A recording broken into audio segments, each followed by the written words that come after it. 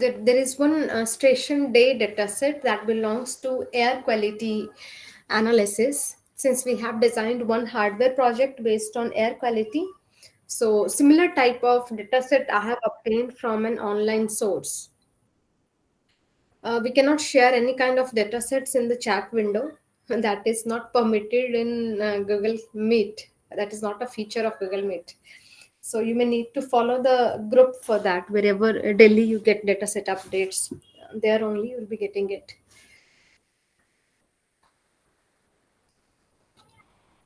So we will be talking about what challenges you may face while dealing with IoT sensor dataset.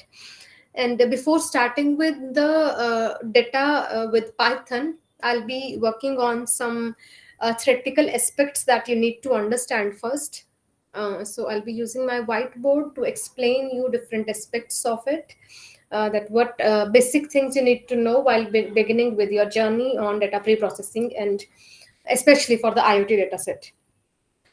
If we start with the basics of data, especially when we are taking it from a sensor environment, the observations state that sensor data is never available in a clean form. This raw data is always in the form of some inconsistencies. You will find some noise. You may find some outliers in your data. These are some common issues with the sensors. So main while we talk about pre-processing of an IoT data, the main issues that we need to address is, first is the presence of noise or outliers, and second is presence of missing values. First, we need to understand, in case of IoT hardware dataset, how these things occur, how these inconsistencies are introduced, so that further we can take steps to remove them in our dataset. When you install a hardware in the field environment, it is not always necessary that it will always be in a proper working condition. That is the practical challenge we have in the IoT sensor network. So whenever you take up an application that belongs to certain sensor installment, it includes certain kind of hardware, you should always be prepared to handle so many inconsistencies in the field environment. That includes sudden hardware failure, sudden power failures, or sometimes sudden fluctuations in your values, or sometimes Wi-Fi failures, and sometimes even your sensor itself gets damaged due to different environmental issues, and then you may have to replace it. So these are some practical challenges. Whenever we start with a IoT based project, it is generally required that you get enough amount of data to process further. Enough amount of data means it is not enough to have like 3-4 days data or maybe weeks data. We generally recommend, for a good analysis, at least 1 year data you should have from the field environment, gathered with the help of your sensors on the cloud or anywhere where whatever you are considering as a storage device. Because that long term data will help you understand the actual pattern available in your area, irrespective of what type of monitoring you are doing. And once you understand that pattern, means your machine learning algorithm understands that pattern, then only it can do better predictions. So while putting your sensor network in a field environment, like for 1 year or more than that, you will have several issues with the power or hardware. So for this, like maybe you have installed it in a rural area, you live somewhere in other site, maybe in a town or maybe in your university campus. So from there you may have to travel to repair that hardware and then return back. And while you travel to the site, there may be like several hours passed or maybe 1 or 2 days passed. Then you repair it, then you retrieve your data again from that time onwards. So might be 1 or 2 hour data will be missing, or maybe 1 day or 2 day data may be missing, as long as your hardware stayed in a off state. Similarly, sometime what happens, the sensor keep on working fine, but suddenly your Wi-Fi system stop working. And locally your dataset is being generated by sensors, but it is not transferred to the cloud platform, and you get nothing on the cloud. So that again leads to missing value in the data. So because in the analysis you will be taking your data from the cloud environment, and there the data is not reported by the sensor network. Similarly, when we talk about environmental issues, maybe you have deployed a sensor that works in a target temperature or humidity range, for instance between 10 degrees centigrade to maybe 50 degrees centigrade. That is the normal capacity of that sensor. But maybe you failed somewhere during initial analysis to predict this range, and maybe in some season the temperature went below 10 degree, maybe 5 centigrade, or maybe in some summer season the temperature went up like maybe 55 degree at some location. So again, your sensor will fluctuate in that direction. Either they will give you wrong values, maybe out of scope values, or they will just stop working and they will not send anything, they will malfunction in that time. So because of this, again, either you will get missing values or you will get noisy data or outliers, because your sensors are already fluctuating. So these kind of inconsistencies introduce the importance of data pre-processing. That is always the very first step you have to handle while dealing with the filled dataset, although it is essential for all types of data.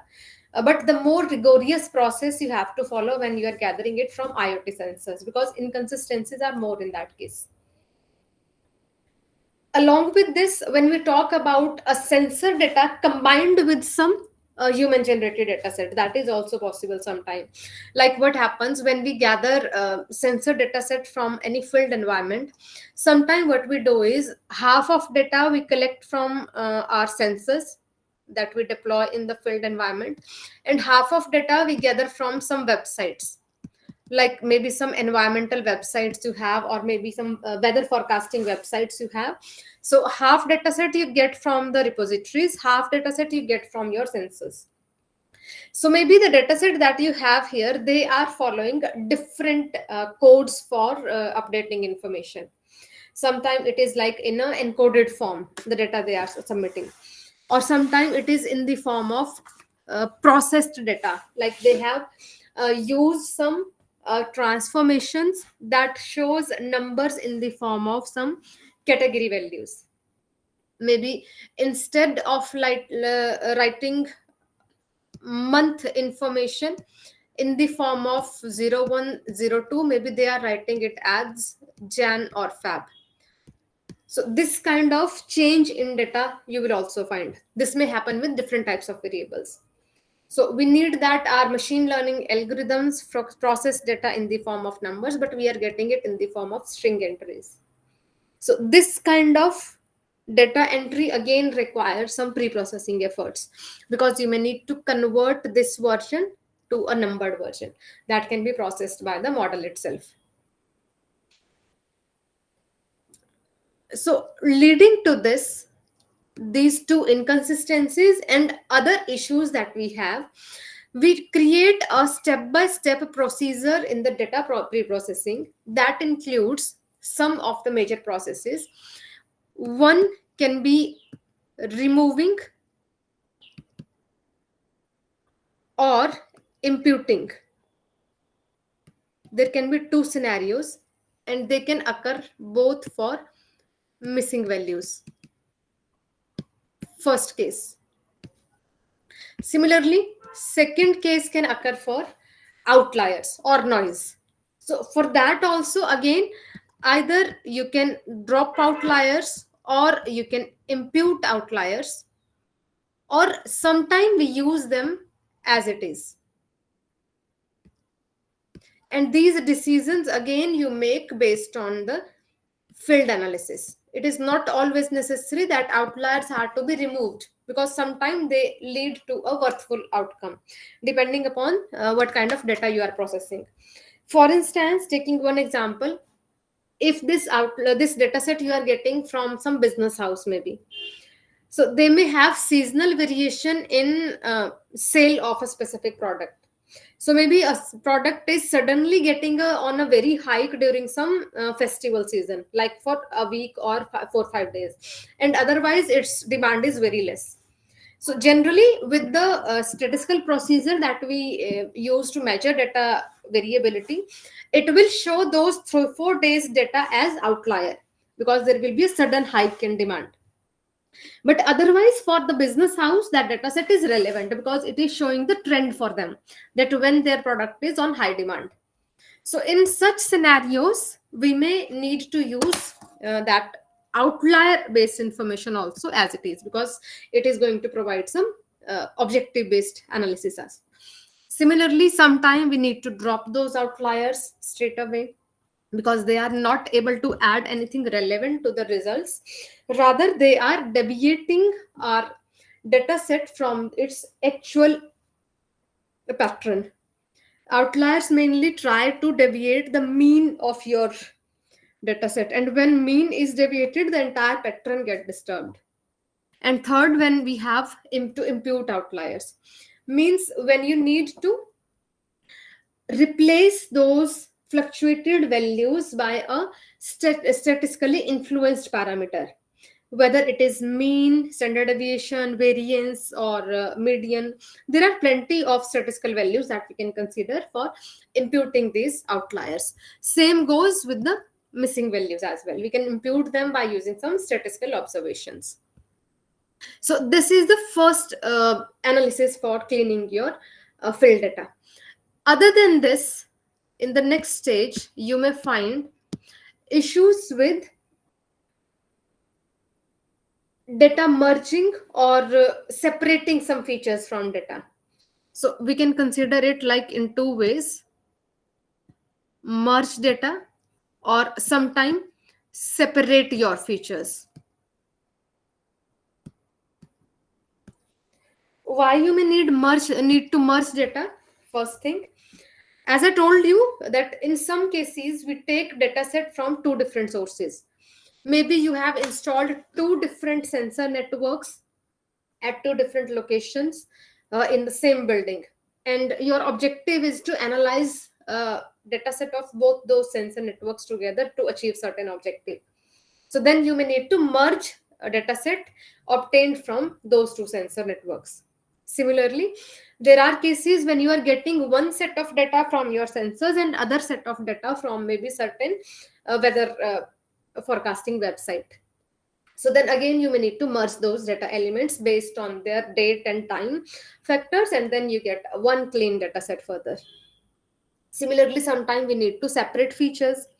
There are chances that the data that you are measuring from field environment, out of that, some features are relevant for one objective and some features are relevant for other objective. So sometimes you separate features during your analysis. While achieving your first objective, you will use different set. While achieving your second objective, you will be using different set of features. So this also becomes a part of your feature preprocessing or data preprocessing. Further, you have one more case where we have to normalize or scale your sensor data. This condition may also arise. Normalize or scale means bringing your data set to a small scale. One best example of this I can give you is, like, for instance, you have measured two parameters from the field, like we have done a day ago with the air pollution dataset hardware, maybe temperature and CO2. First point is that they both have different unit of measurement. This works with degree centigrade, for instance, and this works with ppm. First is different unit of measurement.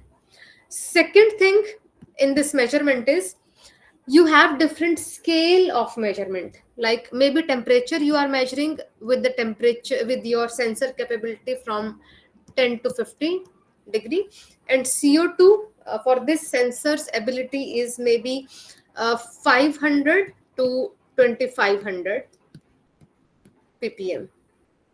Now you can observe scale is very different. This lower and upper half is on the very low scale, and this is on a very high scale. Now, if we try to build a machine learning model with a combination of these two features somewhere, chances are that the feature with this high scale data may dominate feature with this low scale data, and it will not be able to contribute equally in building up your machine learning model. So in this scenario, what we do, we map all these features down in such a manner that they all belong to same scale.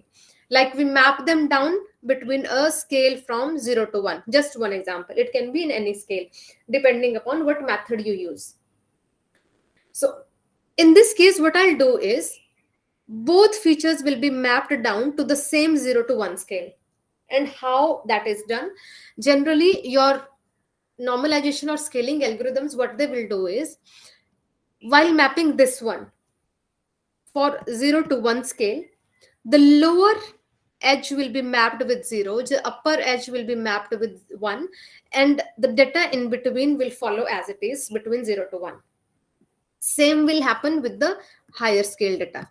The lower edge will be mapped to 0, upper edge will be mapped to 1, and accordingly everything will follow within.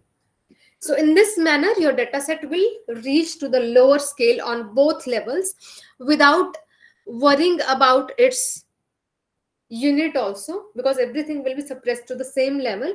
But at the same time, we ensure that the statistical measure of both these parameters are not changed, because we are using a already a setup method or a literature based method that follows statistical distribution, a proper mathematical distribution for all these scaling down, and it will be taking the same statistical significance to the downscale. So in this manner, we can bring your dataset to a required version that can be useful for your model training. So these are some of the most essential elements you will see while dealing with datasets. There is one more factor then that you need to understand, especially with hardware data. Sometimes we need mean R conversion with the dataset.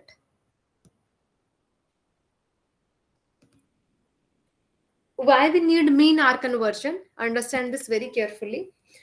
It depends on how many samples you are taking per hour from your field observations. Many times what we try is we add a sampling period of maybe like 15 minutes or maybe 10 minutes, so that we can gather enough amount of data, and if any of the values are missing also in these ranges, still for an hour long data we will at least have 2-3 observations that will be enough for understanding the hourly information. So we keep samples like this, or sometime like 30-minute sample, so that at least more than one reading we can get for an hour.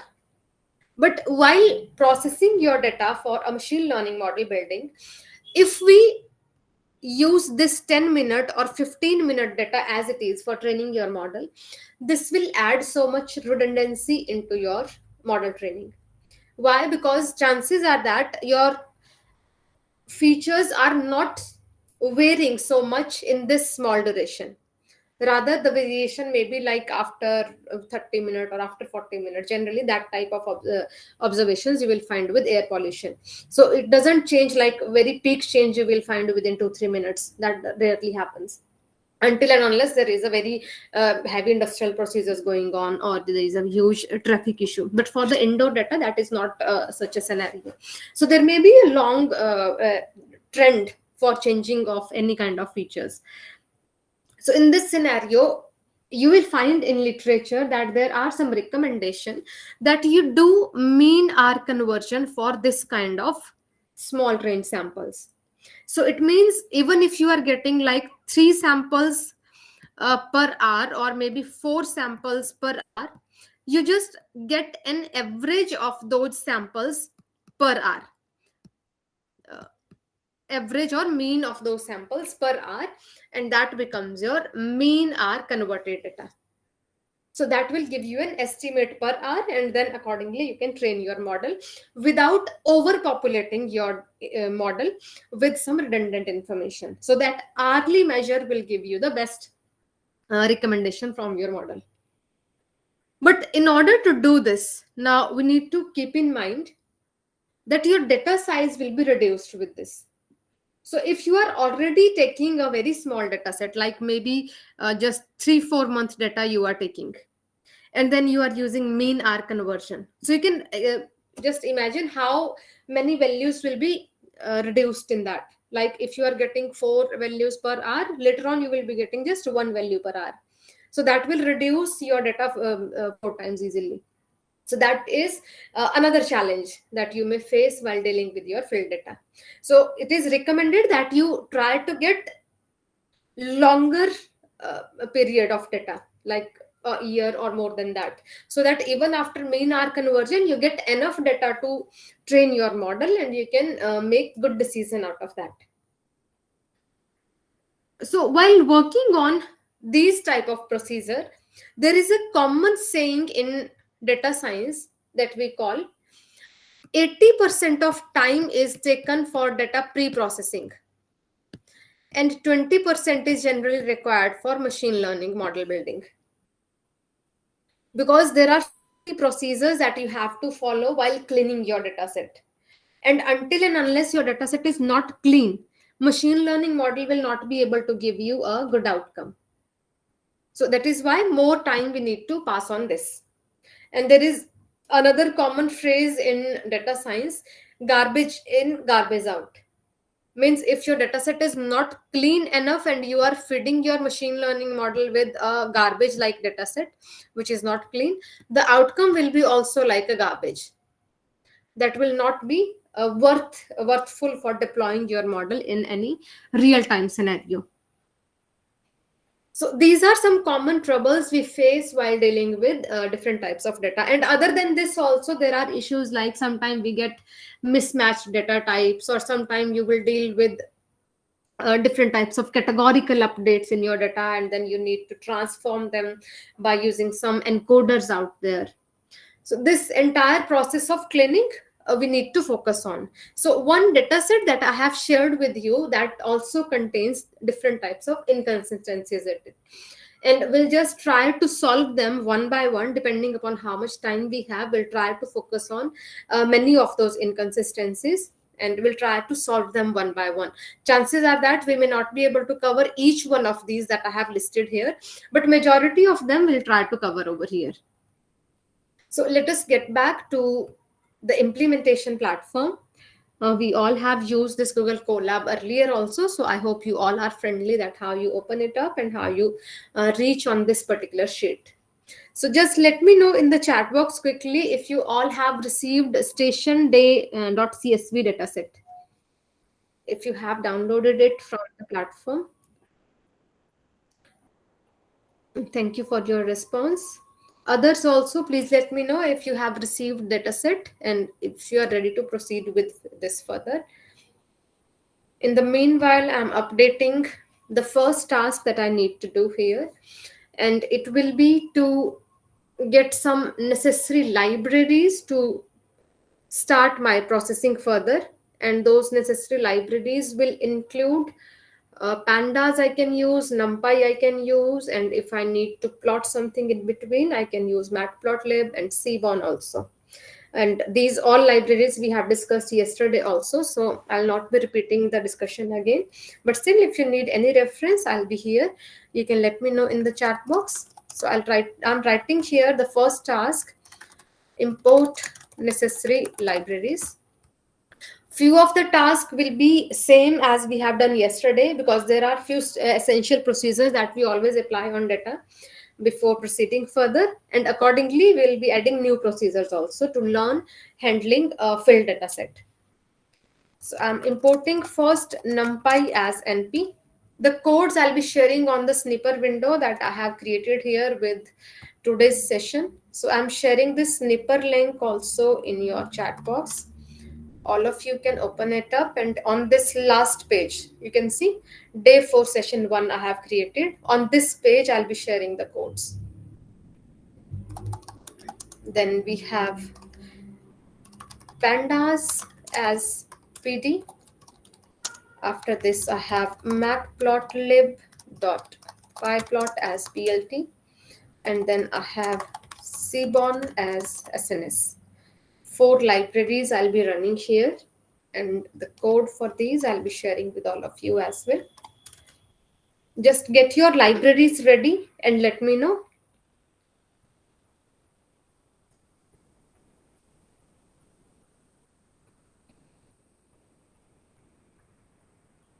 अरे भाई साहब निकाले तो ना नया सामान रहेगा था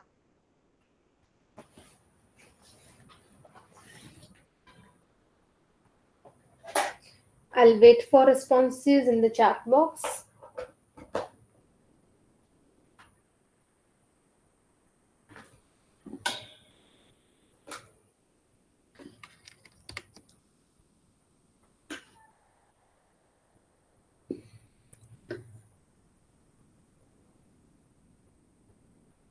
Okay, so libraries we have obtained, and now we need to load the dataset that you must have already downloaded. So if you remember the steps from yesterday, we'll go to the files section here, and we have this side window where we can drag and drop our dataset. So this dataset I'm placing here. I'll click OK for any kind of warning, and then it will take little bit of time to load this dataset. Since this is a bigger dataset, so little bit of time may be required to upload. In the meanwhile, I'll write here the procedure to read this dataset that we already know. From pandas, we can use read CSV function, and inside this, I can pass path of this data file by using copy path option, and then I can use data head same as yesterday. So I'll be running this and we'll get quick information about dataset. So I'll be sharing this in the snipper window as well. Let me know if you are done up to this. And I hope all these steps are clear because we are just copying this from yesterday's session. Okay, great. If I need to wait for anyone else, they can just let me know in the chat box, since I'm getting responses from one participant only. So I'm not sure if others are also doing side by side or not. Just ping me in the chat box if you feel that I'm getting fast or I need to wait for anyone. Accordingly, I can do. Now, let us observe this dataset quickly here. First, you can see the very first parameter is station ID, because this particular data set, if you just want to see the actual source of this data, I can show you from a Kaggle platform, that is open source platform for dataset. This dataset basically I'm using from here, and there are multiple data files, out of which this one I'm using, the third one I'm using from here, that I have shared with all of you. And this dataset is generated in India itself while monitoring air quality in all these cities. So this is a real data set that they have obtained from all these cities by from the Central Pollution Control Board, basically. So they have made it available publicly so that people can use it for further processing or decision making. Since air quality is one of the prime concern for us these days, especially people in India, because air quality is on the top listed countries for increasing scenarios of air pollution. So we need to find some ways to deal with this. And of course, we can take help from these emerging technologies for this. So from all these sites, we are getting data, and they have marked it like station ID number, depending upon from which location they are getting it. Like there are so many cities they have marked here, so they have given a location ID to each one of them. Secondly, they have mentioned the date also, when they have gathered. So there may be one reading per day. So you can see that 24/11/2017 and then 25/11/2017, they have one reading a day. So this can be like mean day also. Maybe they have already processed it, and this is mean day data. Like I have already told you about mean hour data set. So mean hour means one reading per hour, that is average of all the samples in that hour. And mean day reading can be like average of all readings in that day. So that one reading they may be passing here. So some processes maybe they have done already, or chances are that their sensor has gathered only one reading only. That can also be possible. So that we can just consider as a part of early processing that has been done on this dataset. Other than this, we have several parameters. Few of them we have already observed while building our own hardware. On the second day, I hope we have done that, or maybe third day we have done that. So this IOQ pollution data set they have obtained, including PM 2.5, PM 10, that are dust parameters. Then few gases they have measured, and ultimately with this entire combination, they have finally calculated air quality index. And now if you observe it very carefully, air quality index is one of the prime parameter that you will find everywhere regarding air pollution measurement. Like maybe in big cities, you will find some meters installed beside roads, and there they keep on publishing the air quality in that particular area. Especially you will see in Delhi, etc. region, that where this air pollution is one prime concern. Similarly, they have also created a AQI bucket variable, which is a manually created variable. For instance, these are the measured variables, and this is a manually created variable. So this can be like data merging we have done earlier. So here, what they have done, they have merged one new column into data by adding the thresholds manually. So maybe they have measured all their threshold levels with certain range based on the standards that we follow in India. So this, maybe this range is for the good air quality, for moderate air quality, for poor air quality. So accordingly they have set up their standards, and in AQI bucket they have filled in all the ranges based on their uh, thresholds. So now, considering this particular data, there is one more observation you will make here. There are some nan values also. This symbol NaN that we can see here, this indicates presence of missing values. When we have some kind of missing values, they are represented with nan. So now, just by looking at this structure of data, what we could decide from this for the further processing, that there are few columns that we may need to remove, considering that they are not relevant for our analysis further. Also, there may be some missing values in data, since few of them we can directly see here. And similarly, there are two target variables in your dataset. If we want to build maybe a machine learning case study on this, chances are that either we will use one of these or other of these, and the other one we can drop accordingly. And furthermore, you can observe one more thing from here. If you choose this AQI as your target variable, it will become a regression analysis. If you choose AQI bucket as your target variable, it will become a classification analysis. I hope you understand that why I'm saying this. Because in classification analysis, we need class type variable like we have here. True, false, 0, 1, yes, no, or a limited number of classes when we have, that becomes a classification analysis in supervised learning. When we have continuous values in the target variable, that becomes regression analysis. So all these quick observations we could make from this data set itself. So now let us start doing that cleaning process one by one. The very first thing I'll do is I'll drop these unwanted columns from my data. And for this, the task I'm adding here is drop unwanted columns. And for this, I'll pass one drop function here. And inside this drop function, I'll write the name of the parameter that I want to drop. And I need to write them exactly as they are in the dataset. If anything is in small or capital letter, accordingly, I need to write, because Python is a case sensitive language. And then I'll be dropping them from column axis. So I'm writing x is equal to 1. So what I'm doing here basically, remove station ID and date column. And after this, if I try to check my data head again, it should be without these two columns. Let us see. So you can see the next version of data I can observe here. So I'm sharing this in the snipper window. Execute it and then let me know in the chat box if you understood up to here.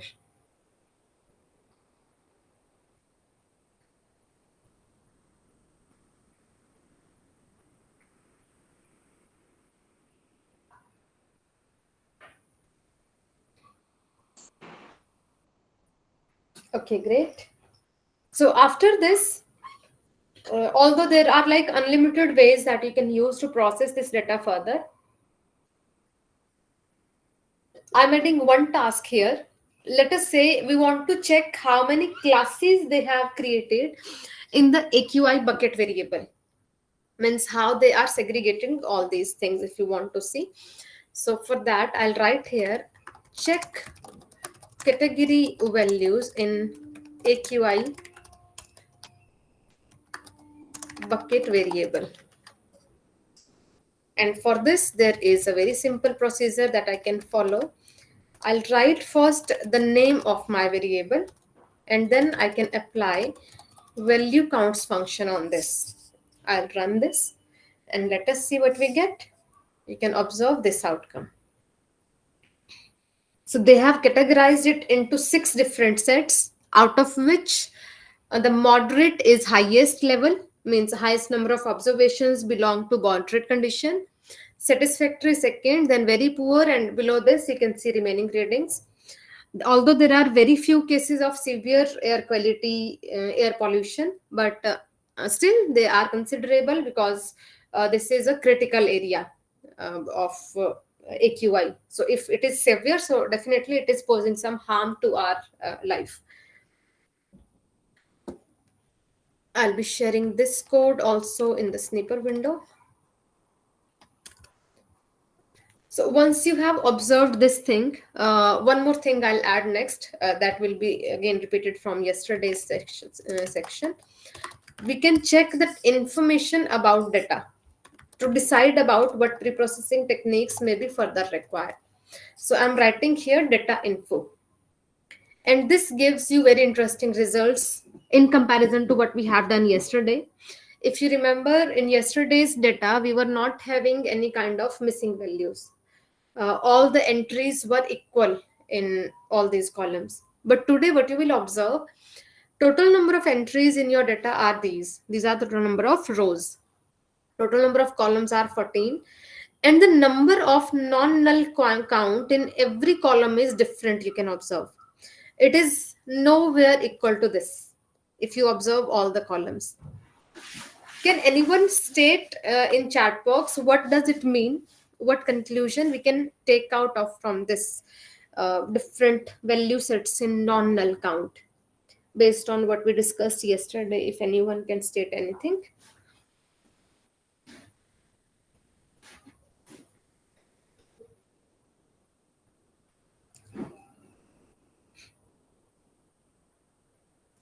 Any idea?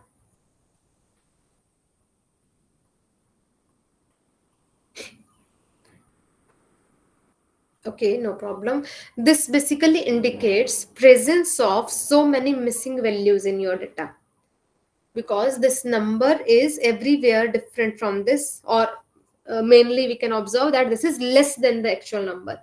So there are a huge number of missing values in your data because this value is very less in comparison to this. We required this number of non-null entries, but it is this one. So the gap between these two means if we subtract this value from this value, the remaining count will represent your missing values. And to be very precise with that, what we can do is I can use a specific function further to check presence of missing values. For instance, I'll add a task here. Check presence of missing values. And for this, I'll add here one simple operation, is null. First observe what this is null operation does. If I run this, it will give you outcomes in the form of true and false. It will show a true wherever you have missing values and false wherever you don't have any missing value. But since we have a very big data set, we cannot observe this true and false manually in entire data set to deal with those values. So instead of using it in this actual form, we combine it with one more function, that is sum function. So that for every column, we can just get the sum of missing values and then we can choose the treatment procedure for that.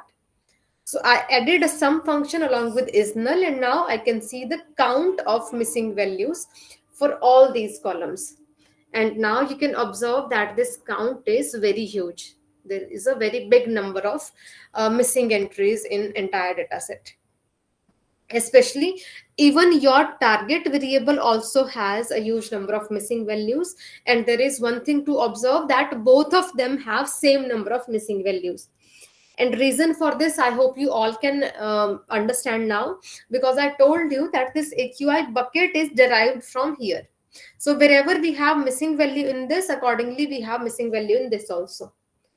This is how they are derived further. So if I drop the missing values from any of these, this one will also get clean. A common procedure we can follow here, that if we want to clean any of these two, one of them we can use to avoid missing values. So now here comes one more outcome that we need to understand. If you have any kind of inconsistency, missing values or outliers in your target variable, especially when talking about missing values, we do not recommend imputing missing values in the target variable, because target variable we preferably use in its pure form. If it is affected by missing values, instead of imputing them, we better drop those rows that have missing values, so that the actual meaning of target variable can be preserved as it is. So in order to do that, what I'll add here as a task, this is what I explained just now. Two conditions I explained. We are talking about whether we need to impute or replace missing values. I gave you simple condition for this. When we are talking about target variable, instead of replacing values, prefer to drop values. Instead of imputing or replacing them, we try to drop them. The reason for that is, if you try to impute or replace values in the target variable, the actual meaning of our focus variable may change. So in literature, it is never recommended to impute anything on the target variable. Instead, we prefer to drop all those rows that are affected in your target variable. So the same thing I'm doing here. But when we talk the same thing about features, in that case, we can further make decision about whether to impute or whether to drop. So that I'll be discussing in the next step. The decision will be different for target variable and for feature variables. So what I'm doing here, first, drop missing values from target variable. So I told you that in this dataset, we have two target variables. I'm not separating them right now because we are not going to build a machine learning model. Rather, we are just understanding the pre-processing part for hardware data. So what I'm doing here, just focusing on my one of the target variables, because if I clean one, other will get clean automatically. That we have observed already. So what I'll do here is I'll create one more variable, that is df variable. And on this, I'll deploy a drop now function. Earlier, we have used drop function. Remember that. For dropping the columns in the above section here, I used drop function. This is to drop columns from target area. Like I have mentioned these columns to drop. This time I'm using drop now function. This is to drop null values. And from where we are dropping those null values, I'm writing a subset here, and which subset it has to consider. For instance, I'm considering AQI, one of the target variables. If I deploy this thing, we can get the green tick mark. And now if I try to check the missing values again in this newly created variable, that is your df variable. So let us see what outcome we get after dropping missing values from here. You can observe the last two are now 0, because I dropped missing values from these, and accordingly I dropped those entire rows that were having missing values in the AQI or AQI bucket. So these two are clean now. And one more thing you will observe, that it further reduced number of missing values in other columns also. If you compare it with the previous value, you can see there was a very big number, 42,000, 17,000. But now the number is reduced here. numbers are reduced, because maybe there were some common missing values in the entire section, and when we removed those rows from the target, the remaining also got cleaned automatically up to some level, although not completely, but up to some level. So I'm sharing these two sections in the chat box.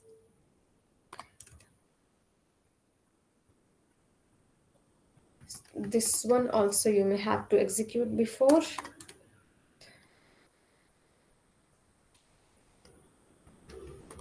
In your snipper window, you can find these new set of codes. Execute each one of them and then let me know if you are getting the same outcome, and then we will proceed further.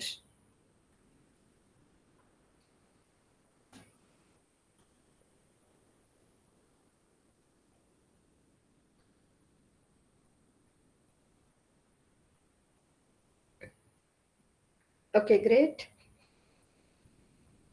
So now the next thing we need to observe here is that the target variable is clean, that is fine. So I can just take them to a separate variable. For instance, I'll create here, because I don't want to do any further transformation on my target variable. Now I'll be transforming only features, for instance.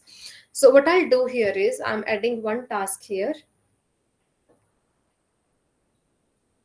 that is to separate features and target. This one task I can do over df dataset. So for this simple x variable I'm creating for features, or maybe I'll give it a clear name, feature only. Features with value df dot drop, and inside this I'll pass one column, that is AQI bucket, and the second column I'll pass is AQI, for instance, since both of them I'm considering as some kind of target variables. Then I'll use here target 1, for instance, I'm separating. Maybe if I need to do some other transformation further, then inside this I'm passing AQI bucket.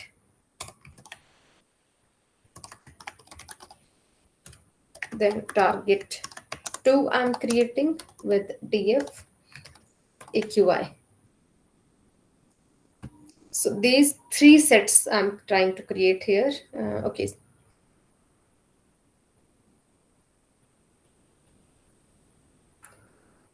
Let me just add the columns and axis information over here so that it can identify these columns easily.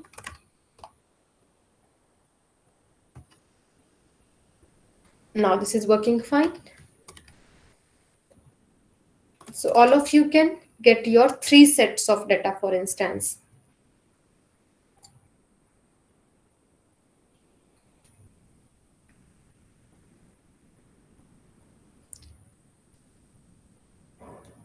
Let me know when you are ready with this.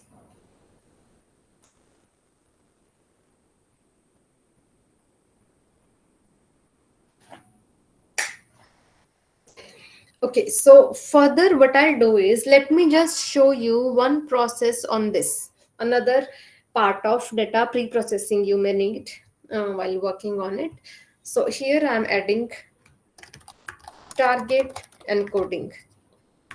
Since this particular target variable is currently available in the form of 6 different entries that you might have observed when we have seen value counts on the top. This one, these are different set of entries, and they represent your 6 different classes. So when we process a machine learning model, generally we do not require values in this alphabetical form. Rather, we need them in the form of numbers. And for that, there are different types of encoding techniques that you can use. There are some algorithms already available that you can call, or there are simple Python operations that you can use, like replace or encode, etc. Here I'm going to use one simple technique, considering replacement option. This is just one example I'm showing you. Later on you can try other options also. So I'm applying this on target 1. Inside this I'm using a dictionary sequence.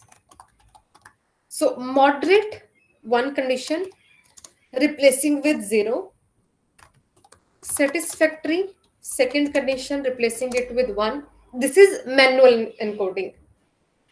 This is not always right or not always wrong.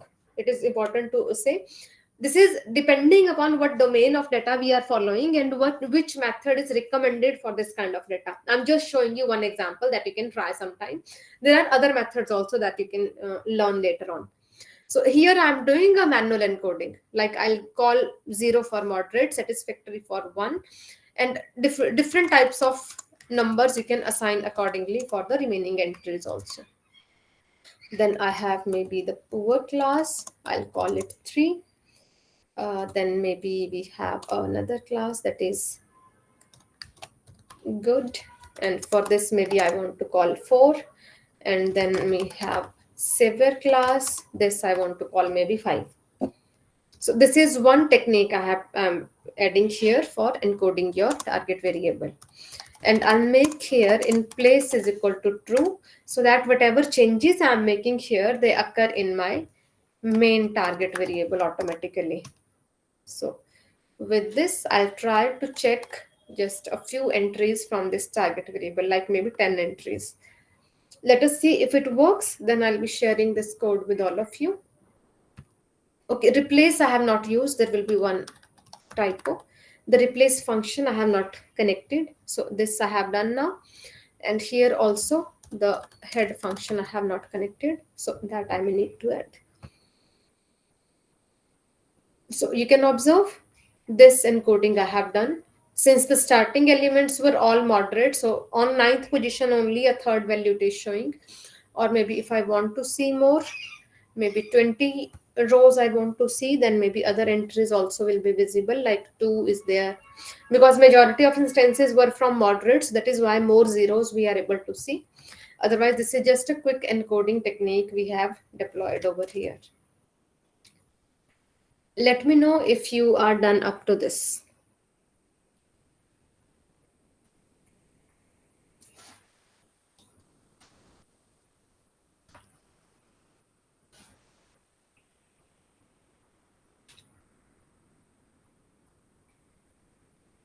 Okay, great. So after this, let us learn one more part. This is the target encoding we have learned. And now I'm adding here one more task, impute missing values. So for imputing missing values, again, there are different decisions, or I'll simply write here dealing with missing values, because there will be different decisions involved. Missing values in features. So we already know that there are missing values in the features, and we have seen that the margin is very high. So in order to make that decision, first thing is to check what percentage of data is missing. That is first step always. So in order to know that percentage, what I'll do here is null sum, and that I'll do with the mathematical percentage calculation over length of my data. Or I'm using it over, if on the df variable, I'm taking it back to the main variable, df variable, for instance, or we can do it with the feature variable also. For instance, I'll use just features variable, and here also we may need to use features variable. So let me run this, and we can observe the percentage of missing values in each column here. Observe very carefully. This last one shows almost 77% missing values, which is very big number. Means majority of data set is missing in this case. And for others, the count is although big for few of them, but still within a limit. So if you check the literature, it is generally recommended that if you have more than 30 or 35% missing values, these are the commonly used thresholds, 30 or 35%. If you have more than that missing values in any column, instead of imputing those missing value, it is better to drop that entire column. Because if you impute them, it will change the actual meaning of that particular column with the newly added data, because there will be a common variable that you will be inserting throughout your missing entries, and that will change the actual meaning of your data, or the statistical distribution of this will be highly affected. So it is recommended that you better drop that entire column which is containing missing values. And for data which is like less than 35% missing values are there, you can impute them. And for imputation, again, there are different procedures. Like you can follow different statistical measures, maybe mean, median, mode, standard deviation, variance, etc.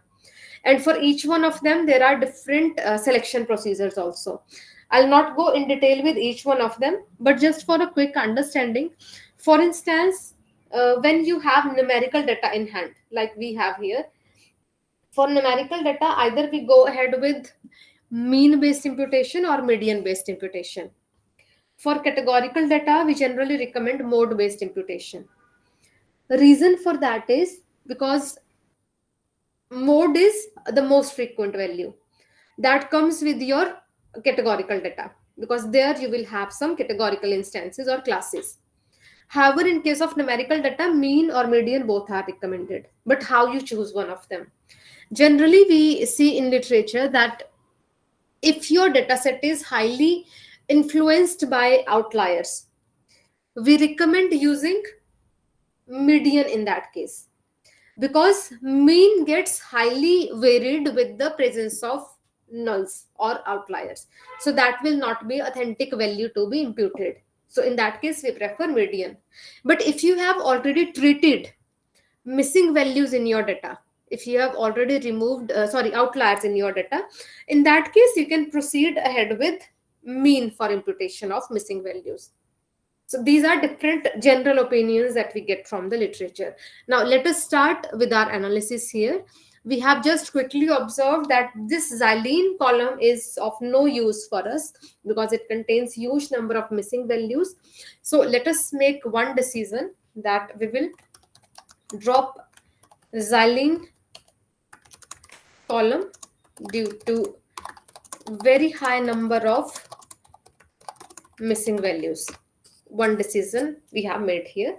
And in order to do this, what I'll write is, from my features variable that I have recently created, I'll drop one column that is xylene and x is equal to 1, that is on column axis, and in place is equal to true also, so that all these changes occur to my normal feature variable automatically. And then we can see the head of your feature variable again. So this is now the next version of your features where we don't have the xylene column. So let me just share this with all of you. First, I'll share this percentage analysis. And then we have this dropping sequence. Run this on your system and let me know in the chat box.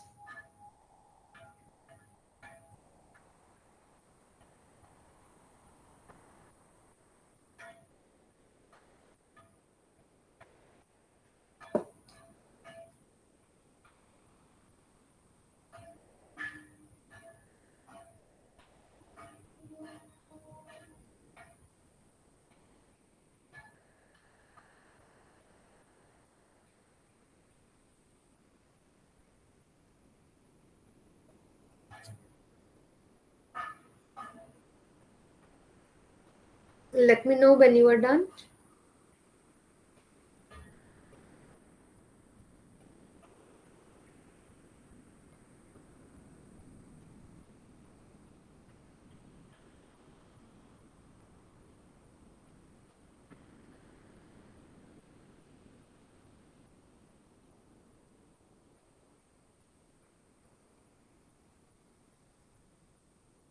Okay, great.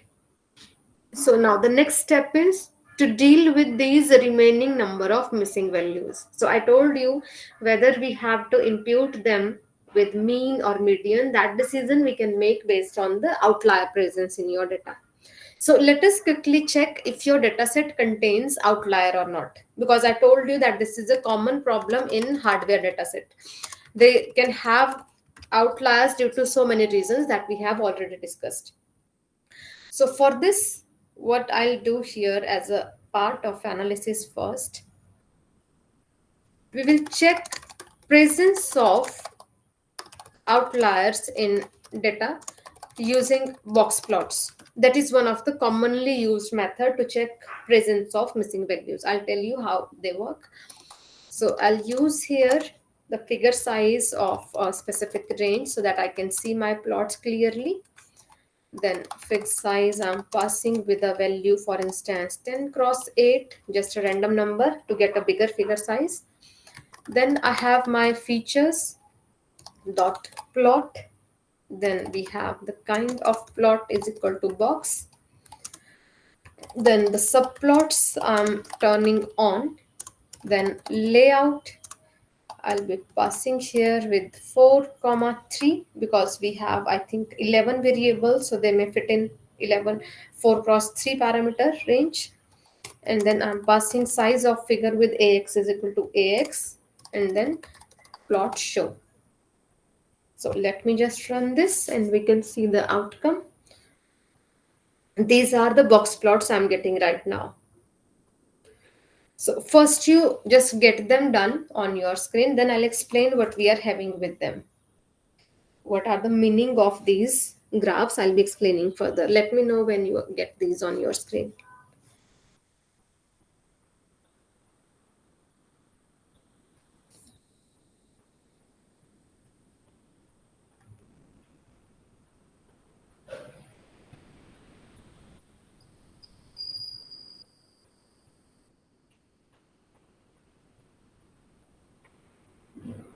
Okay, so first thing is, how do we identify presence of outliers in data?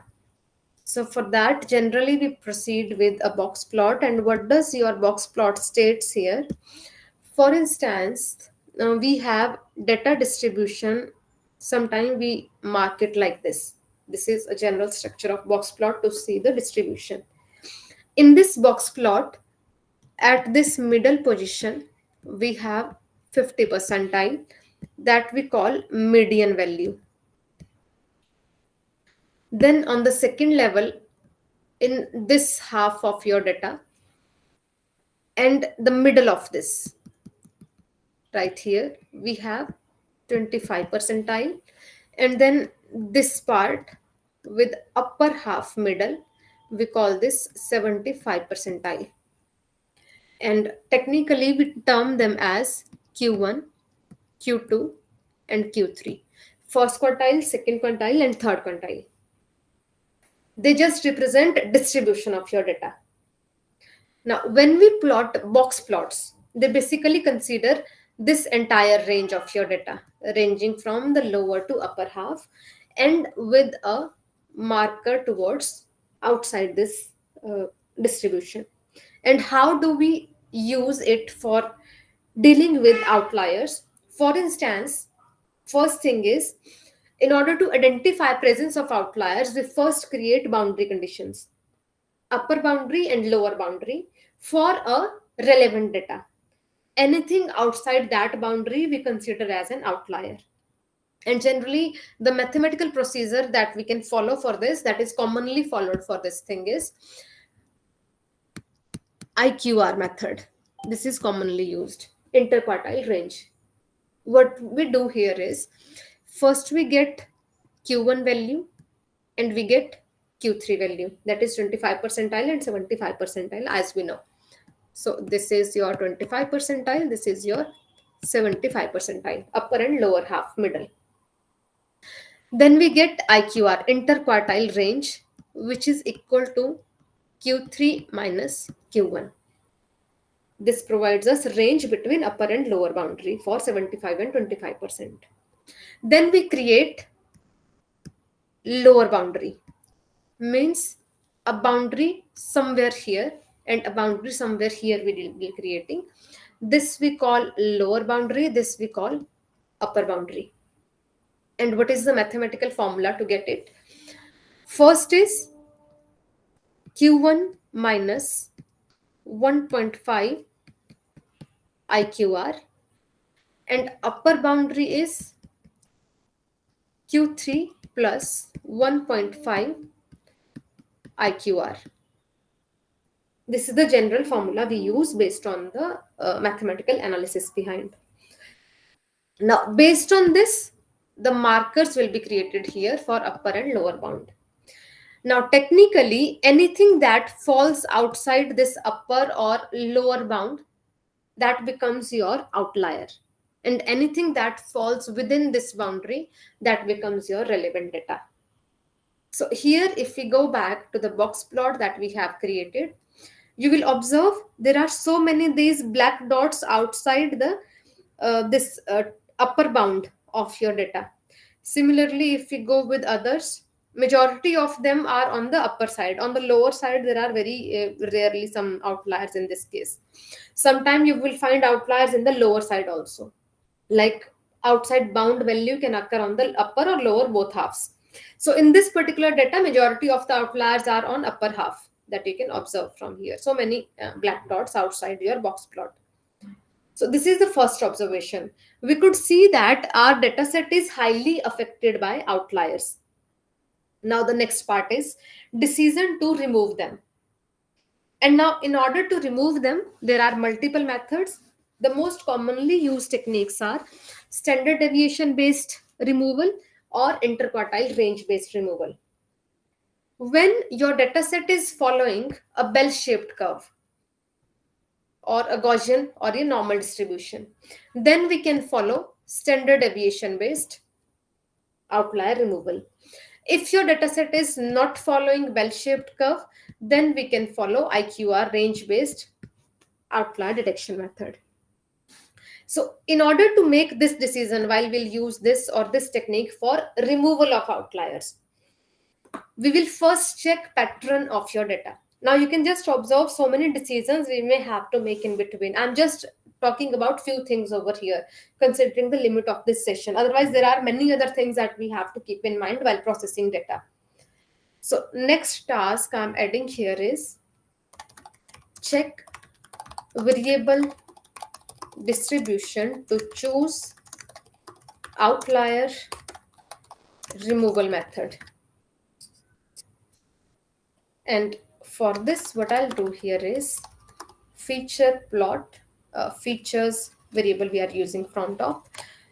And inside this, the type of plot I'll pass is, for instance, density. Yesterday also we have done this density plot. Subplots I'm making true. And then layout I'll be using, for instance, 4x3. You can also use subplot adjust that we have learned yesterday to increase size of your plots. I'm not doing that right now because I just need a quick glimpse of my data to ensure whether I need to use one parameter, one technique or other. So if I run this one, we can observe quick set of graphs.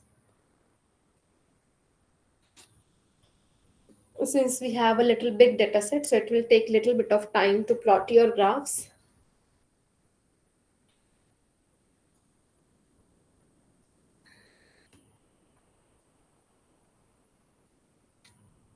So these we can see now.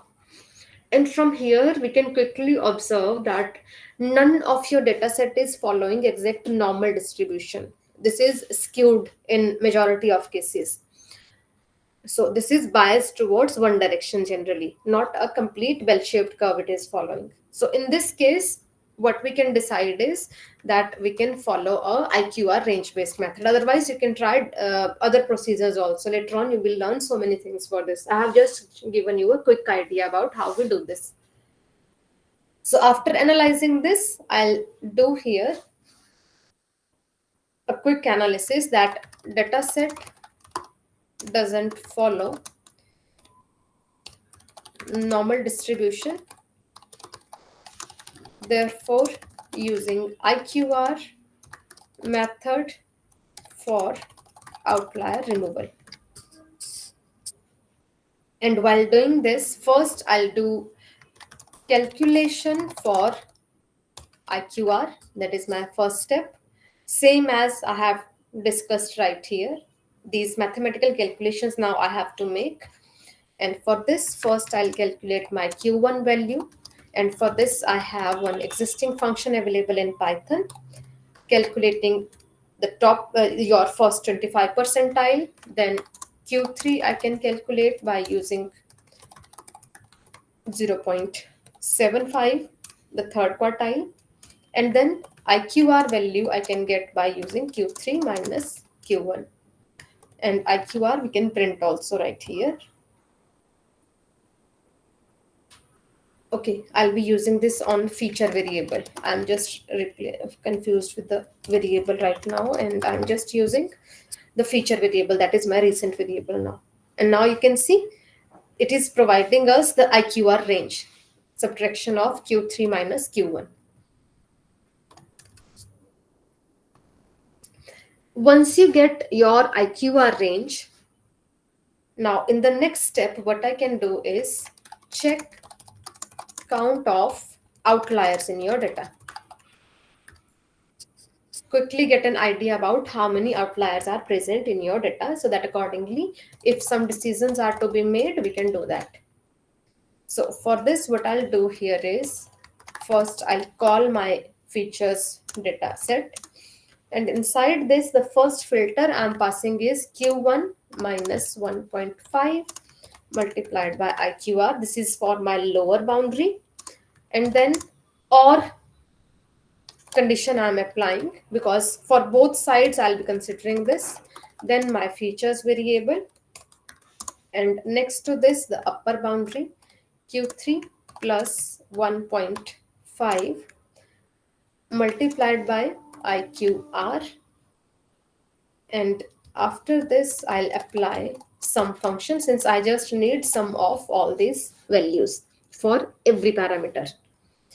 So lower boundary I have applied, upper boundary I have applied, and anything that falls, that is outside these boundaries, that will be considered as an outlier, and some of those values I'll be getting as an outcome of this.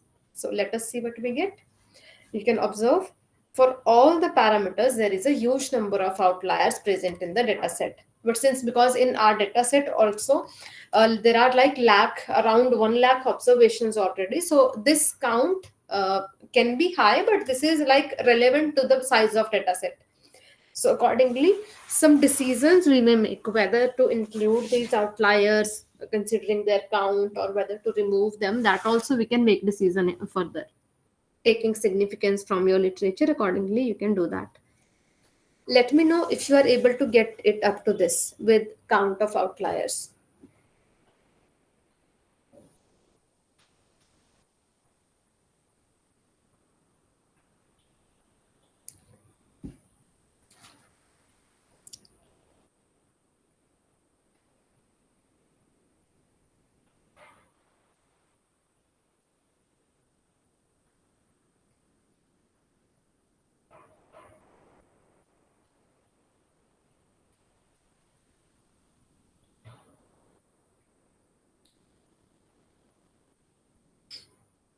Okay, so I hope others are also getting the point here.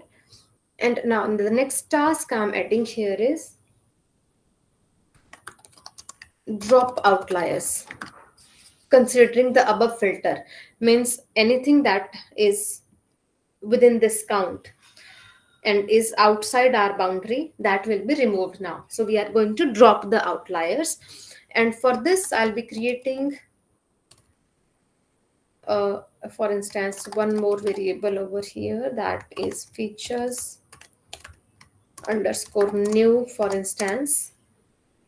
And inside this I'll be passing first the same filter I'm applying here with a negation operator. Understand this very carefully. What I'm doing here is, first of all, I'm considering this filter that I have created here, exactly same filter I'll be using. For instance, I'll be taking it from here to this point, and I can update it inside this. And I have applied a negation operator in front of this, because last time we were getting a count that was outside boundary, and now we need to consider everything that is inside the boundary as a feature, and other than this everything will be dropped.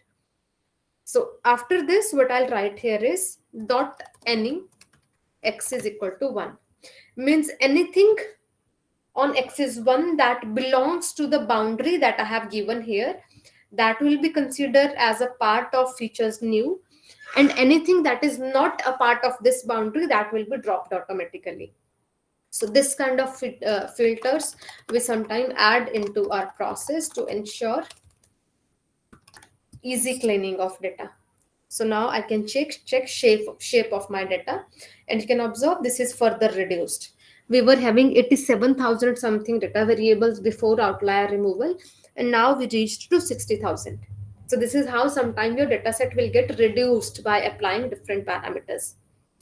I'll be sharing this in the snipper window. You can deploy this and then let me know.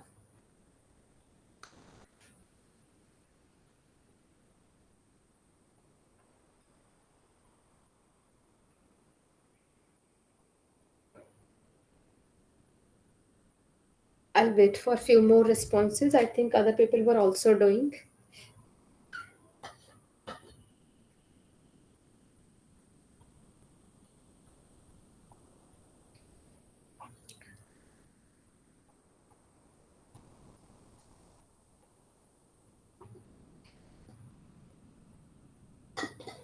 Thank you very much for the update. So after dropping outliers, maybe if I want to see whether the outliers are gone or not, I can just run a recheck over here on my new variable, and my new variable is features underscore new. So on that same, I'm deploying the filter now, and if I run it, we get all zeros, means the outliers are gone. So you can test this filter again on your newly created dataset after removing outliers.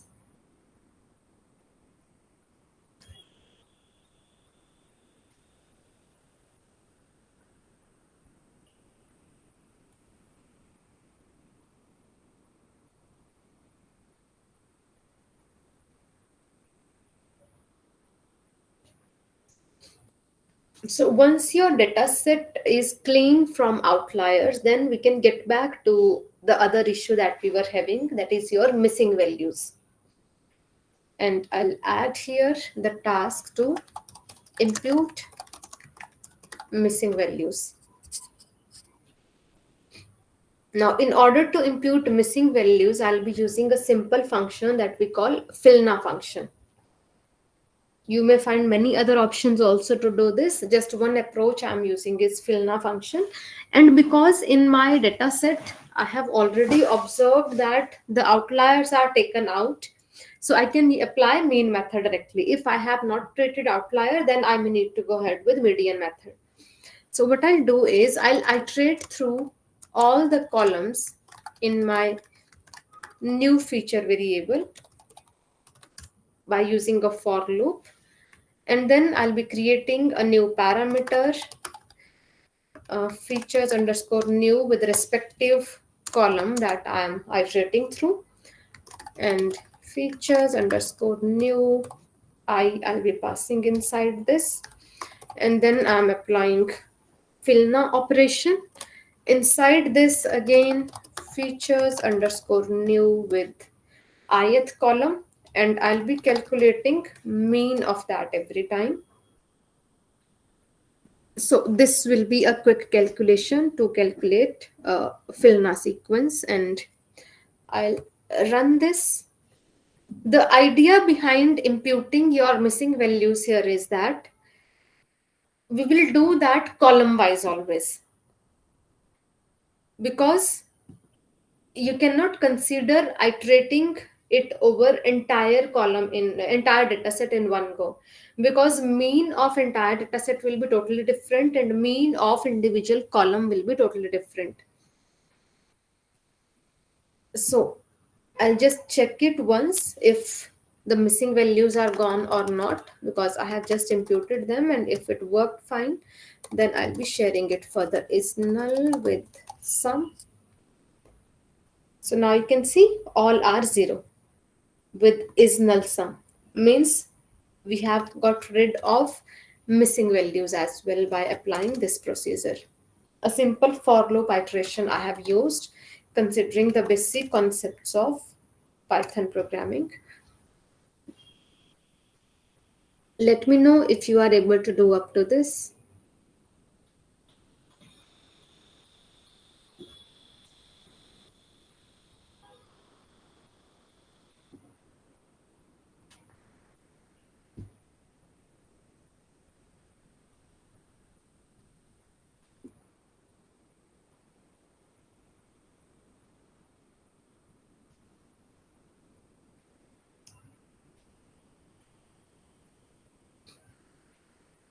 So after getting rid of missing values from your data, the next task I can update here is, because if you observe the features that we have in data, okay, I'll just draw here a feature head only just to observe how they appear.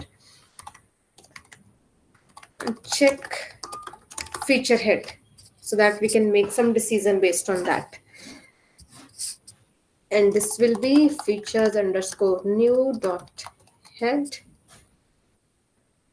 This is our clean version of data that we have obtained after so many processings. Now comes the next concept of your cleaning or transformation, that is normalization or scaling. I have discussed that also in the beginning. And why we apply normalization or scaling, that is to bring all the variables to same scale irrespective of their units and irrespective of their range of variance. So in order to avoid any variability in your data set or to ensure that no features are dominating each other, we'll try to bring them all to a lower scale. And to do this, I'll try one simple procedure over here, that is normalization using, for instance, min-max scalar. This is one method you will find in Python. Now, again, there are so many different approaches for normalization that you can find. This again, the decision we make based on the statistical distribution of your data. If your data set or the variables are following bell-shaped curve, you can follow standard deviation based normalization. If it is not following normal distribution, you can go ahead with min-max scalar. And there are few other techniques also, and for each one of them, you will find some recommendations in literature that how you choose one or how you avoid one. I'm just using one technique for your quick analysis over here. And I take this from sklearn library pre-processing module. sklearn is a popular library used in Python for machine learning model building as well as for pre-processing task. So from sklearn pre-processing module, I'm going to import min-max scalar. Then I'll be initializing this min-max scalar with default parameters. Whenever we use a function with empty brackets, we preferably consider all its default parameters. Then I'm getting normalized features. So I'm creating one new variable here, features norm, for example. After this, I'll be writing here PD data frame. And inside this, we will pass scalar dot fit underscore transform. And inside this, I'll pass my features that I want to transform, and that are in feature new variable that we have right here. So these we are trying to transform. Then we have columns is equal to x dot columns.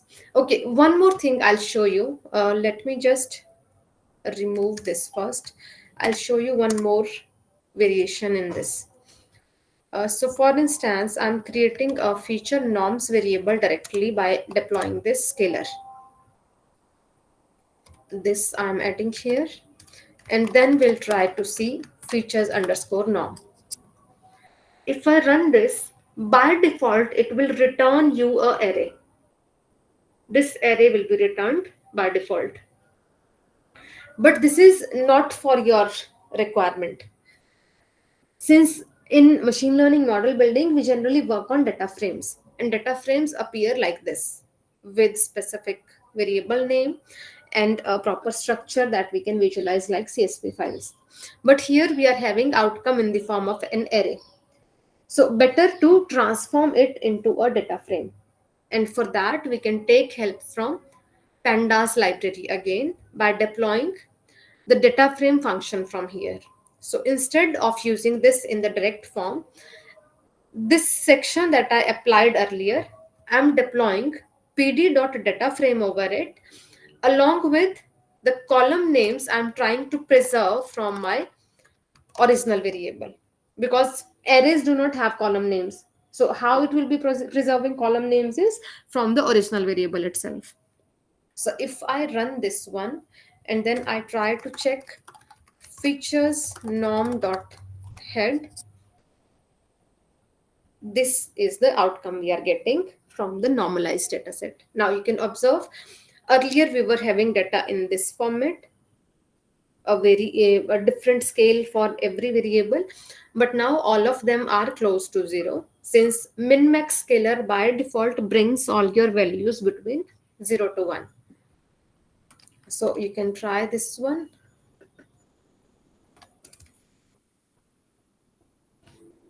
and let me know if you got the point up to this.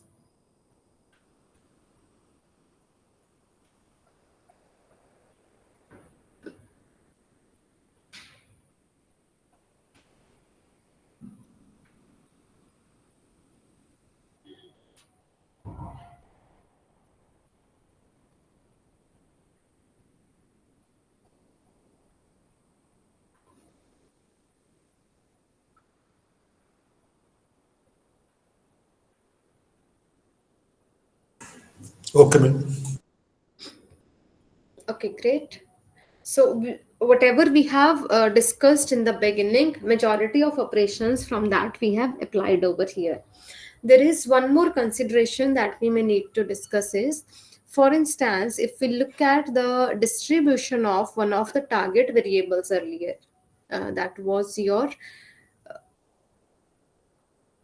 AQI bucket variable, this one. This shows that each category of the target variable contains a different set of values. This kind of inconsistencies also occur in datasets sometimes, especially working on classification data. This doesn't make any sense in case of regression analysis, because there you always have continuous observations and that we cannot create any kind of classes from there. But here we have dataset in the form of classification analysis for AQI bucket variable, and each variable here is having different set of observations, and we call it a kind of imbalanced data set. And data imbalance is one of the prime issue we consider in any of the field application, especially when we are working on medical health data set, or when we are working on maybe banking fraud analysis. These are some common issues. Or similarly cyber security data set, when we are working upon, in all these areas you will find imbalance, class imbalance as main problem. So that also becomes a part of inconsistency that we need to deal with. So in such cases, there are generally 2 3 different procedures that are recommended. First thing is, you need to be aware about the sensitivity level of your data set, and that depends on what domain of data you are considering. Sometimes it is not recommended to deal with class imbalances if you are working on medical health data set on a specific, on a critical disease, because if you add more population to such type of data just to remove class imbalances, sometime it will change the actual meaning of that sensitive data set, and it may be critical for the patient health whenever we do analysis by deploying model in the real time. So we have to make a very careful decision about whether we need to handle class imbalance manually by applying certain procedure, or we will choose a machine learning model that can handle a data set with class imbalance. Different techniques can be there. Now further, if you want to deal with class imbalance, there are two commonly used approaches. One is data upsampling, second is data downsampling. When we talk about upsampling, it clearly means that you will give priority to the majority class.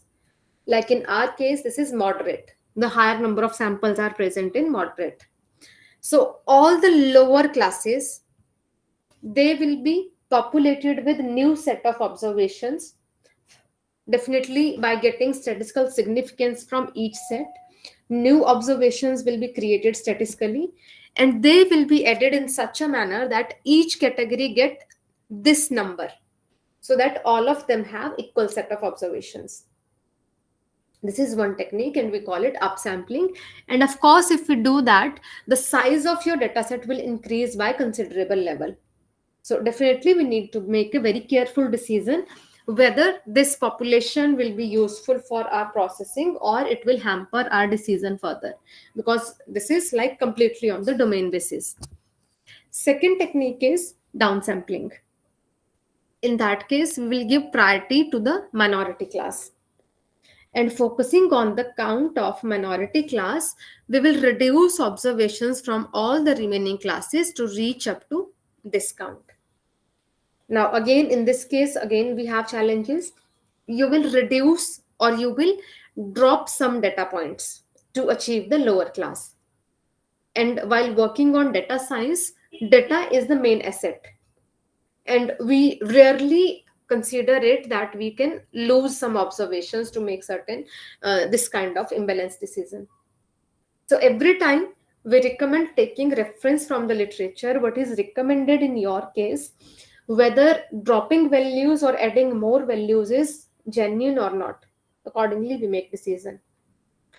For upsampling, the commonly recommended procedure is smart upsampling. Smart method we can apply. And for downsampling, commonly applied procedure is random downsampling. Both these methods are available in Python libraries. You can call them from there and you can deploy to increase your size of observations. This is definitely the number of rows will be added to your dataset. And for instance, if we have to do it on the current dataset that we have for the AQI bucket, I may need to make little bit changes to the outcomes here, since we have deployed so many procedures in between, and size of target and main dataset may be different right now. So let me just show you one quick way if we can do that. First, I may need to check the last possible variable for this.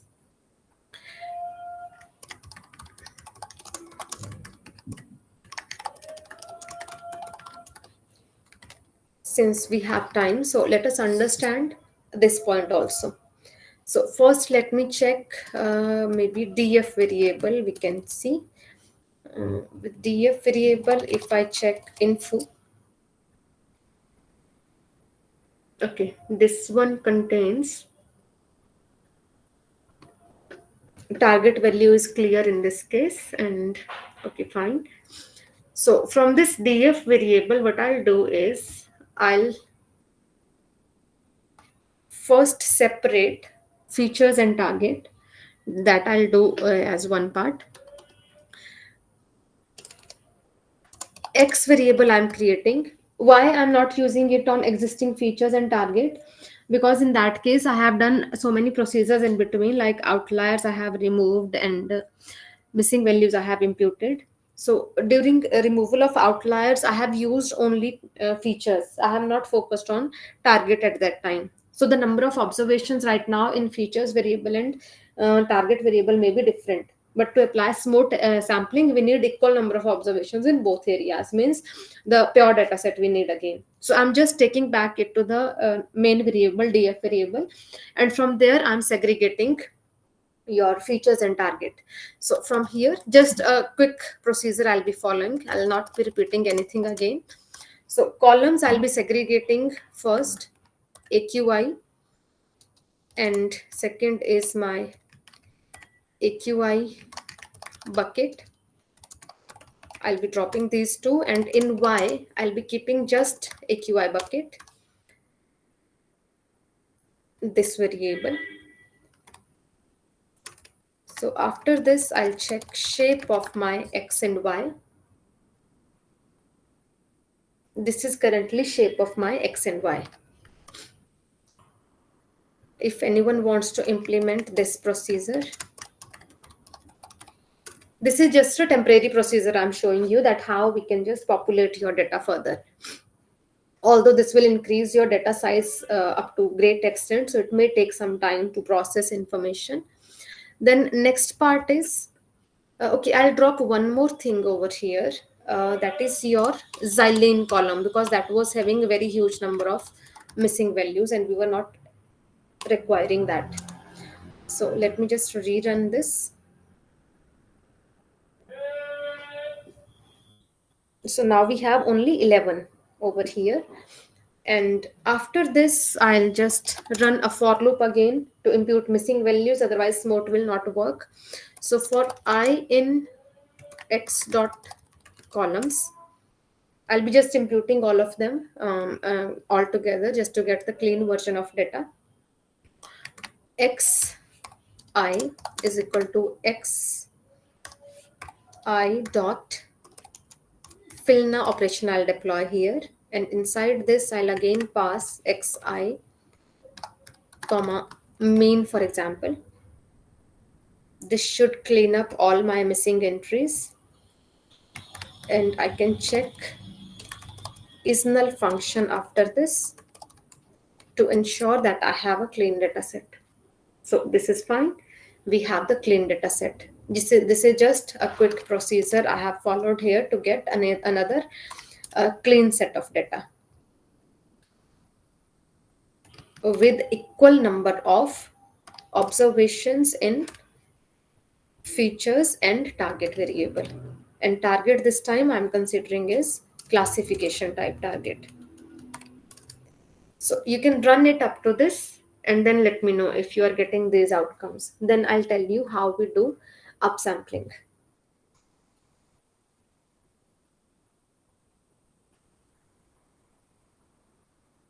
I'll wait for responses in the chat box.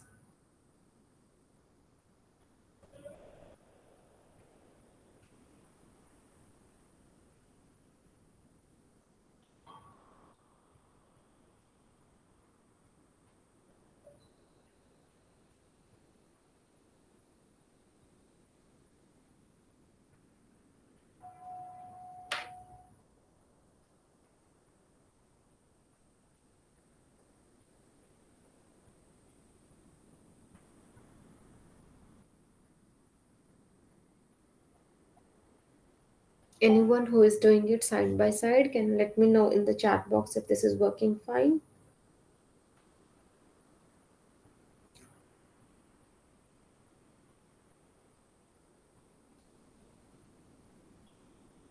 Okay, I cannot see any responses, so maybe no one is doing it side by side. Okay, no problem. I'll be doing here upsampling, and that I'll be doing by using smooth method. And for this, I'll take help from IMB Learn library. And inside this, I have a oversampling module from where Well, actually, some steps missed, na? That's why something is missing. sir, I have shared all the Yeah, yeah. steps here. No, you should. Yes. No problem. So after this, I'm deploying smooth, and for smooth, the strategy I'm using is sampling strategy will be on, so that I consider all the categories available in my dataset and I apply smooth on all of them. Sometimes we apply this smooth on dedicated set of categories. That also we can do in selection. And now I need, because in upsampling both features and target will be increased, so we deploy it on both of them. Fit resample, and inside this I'll pass both x and y.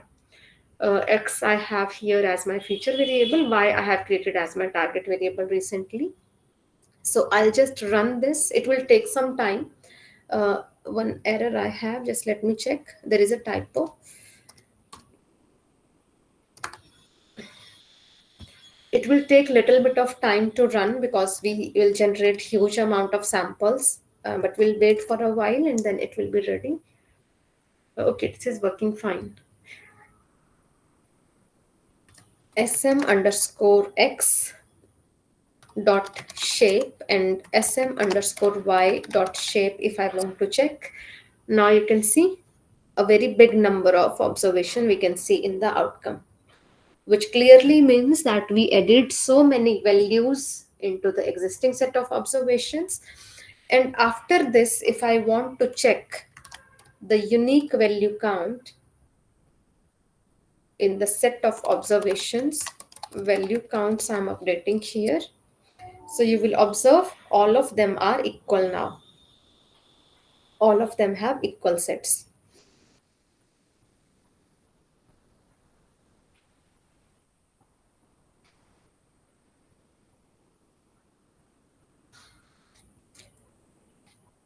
Let me know if you got this point. I'll be sharing this portion.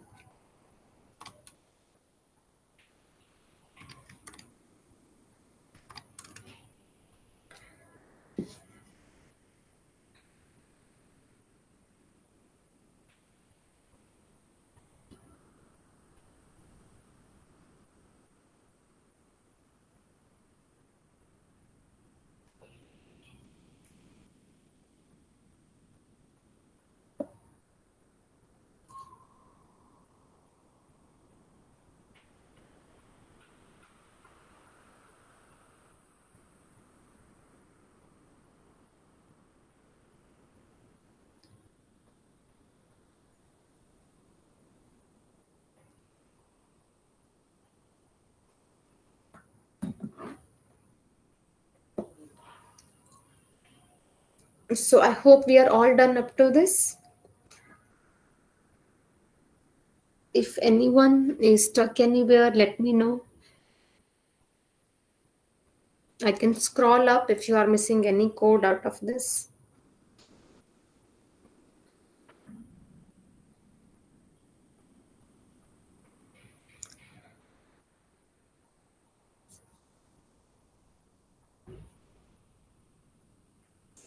Ma'am, we understand the concept, no Mm-hmm. issue.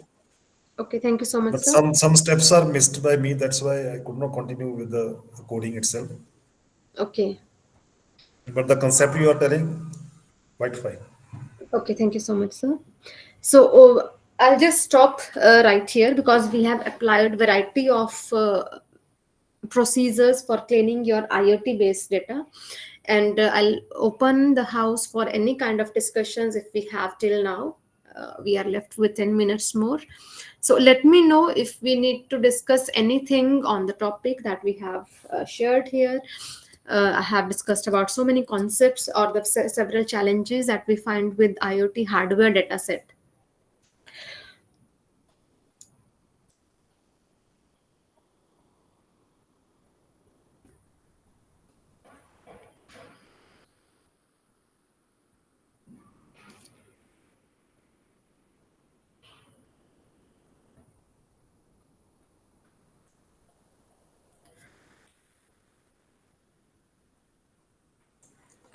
Ma'am, actually, I'm working same type of project.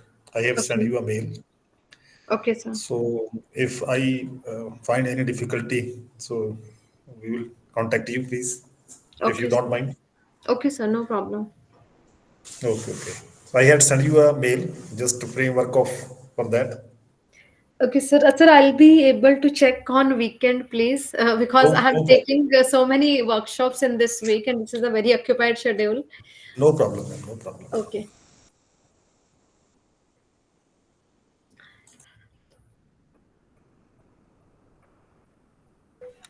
On the behalf of Faculty Development Program on Innovating with Machine Learning and IoT Organizing Committee, I thank the respected FTP speaker, Dr. Jagriti Saini, for their valuable talk and hands-on the session. With the permission of FTP speaker, I am concluding the session. Thank you all. Thank you very much. Next session will start at 6